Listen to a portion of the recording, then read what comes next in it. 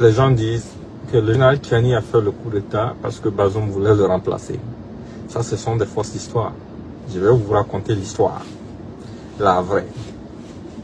Les problèmes entre Bazoum et Tchiani ont commencé au lendemain de la sortie du général Abou Tarka sur le Burkina et le Mali. Après la sortie du général Abou Tarka, le général Tchiani est allé voir directement Bazoum dans son bureau pour se plaindre et lui demander d'appeler le général Abou Tarka à la raison. Parce que pour lui, le Niger, le Burkina et le Mali sont des pays frères.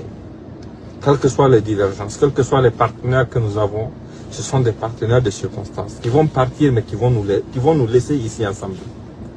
Parce que chacun d'entre nous a une famille de l'un des côtés ou de l'autre côté de la frontière.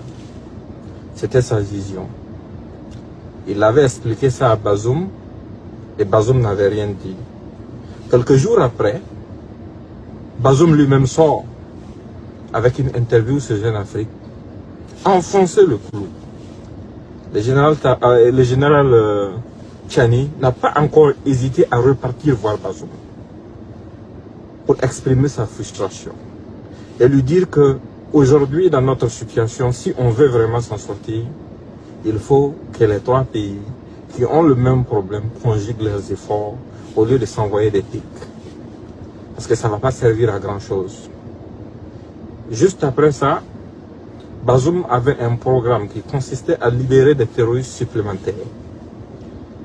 Dans ça aussi, le général Tchiani est allé lui expliquer pourquoi ce n'était pas la bienvenue.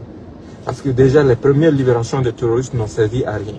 Il a ramené sur la table les images des soldats nigériens qui ont été exécutés, filmés et exécutés par les mêmes terroristes. Il a exprimé sa réticence à Bazoum. Il l'a déconseillé fortement. À la veille du coup d'État, dans la nuit, il est rentré chez lui.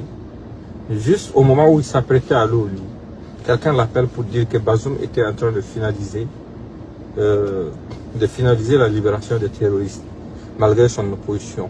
Automatiquement, tard dans la nuit, il quitte son domicile pour aller à la présidence trouver Bazoum. Il révoque le sujet avec Bazoum. Il lui dit son opposition à cette affaire. Il le conjure de renoncer à ça. Il insiste en lui faisant savoir que ça c'est une trahison de l'ensemble de l'armée. Et que lui actuellement, en étant au service de la présidence, il n'est pas là au service d'un individu. Il est au service des institutions de la République. Il est au service du drapeau. Mais tout celui qui va se permettre de minimiser le sacrifice des soldats nigériens va le trouver en face de lui. Bazoum refusa catégoriquement. C'est là qu'il retourna à ses hommes d'arrêter Bazoum.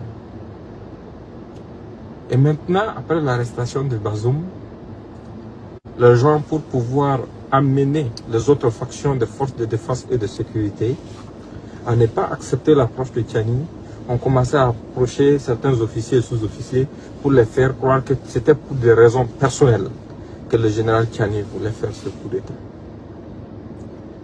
afin de motiver d'autres factions de l'armée nigérienne à se soulever contre lui.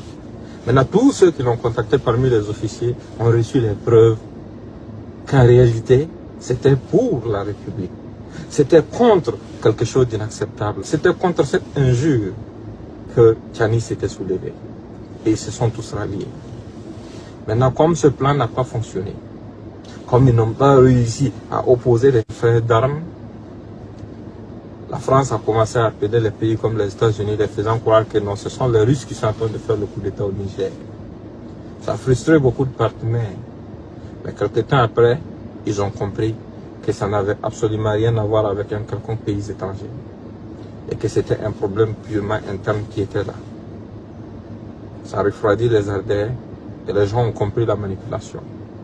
Et ayant échoué à ce niveau, Macron, qui a des affinités avec le président du Nigeria, l'actuel président du Nigeria, l'a contacté pour utiliser la CEDEAO afin de voir s'ils peuvent faire intervenir une force pour forcer le général Tchani et l'ensemble de l'armée nigérienne à abandonner leur projet.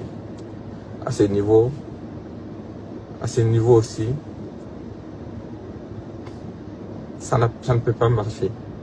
Parce que chacun, avant de s'engager, réfléchit à quelque chose d'essentiel.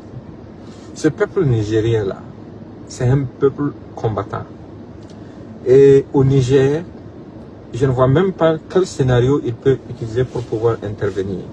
Parce qu'en voulant venir par le sol, la population nigérienne ne va jamais laisser des convois qui viennent pour agresser leur capitale passer. Du ciel aussi, ils vont faire comment? Dès que les Nigériens ont la certitude que ces forces étrangères veulent intervenir, vous verrez comment Niamey sera. Toute la population va descendre dans la rue, encercler tous les endroits stratégiques. Et ils ne pourront pas atteindre cet objectif. Maintenant que ça, même pour eux, semble impossible, ils ont décidé d'utiliser les sanctions économiques pour asphyxier le peuple nigérien et amener les Nigériens à s'épuiser, à s'essouffler. Ils ne savent pas. Les Nigériens sont habitués. La nature leur a déjà imposé plein de défis auxquels ils ont survécu, auxquels ils continuent de survivre et contre lesquels ils continuent de se battre.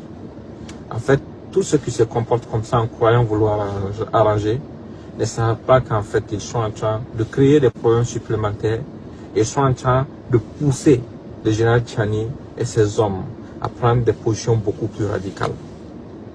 Parce que ce que je sais est que ce ne sont pas des hommes qui reculent devant les menaces ou devant les intimidations. Ça doit servir de leçon à tout le monde. Ces gens sont prêts à tout pour leur patrie. Ces gens sont prêts à tout pour défendre l'honneur de leur patrie et leur souveraineté. Et tous ceux qui pensent que c'est menaçant, qu'ils peuvent les amener à réfléchir, n'ont absolument rien compris. Et ignorent tout de ces gens, ignorent tout de l'histoire du Niger. Portez-vous bien et bonne journée.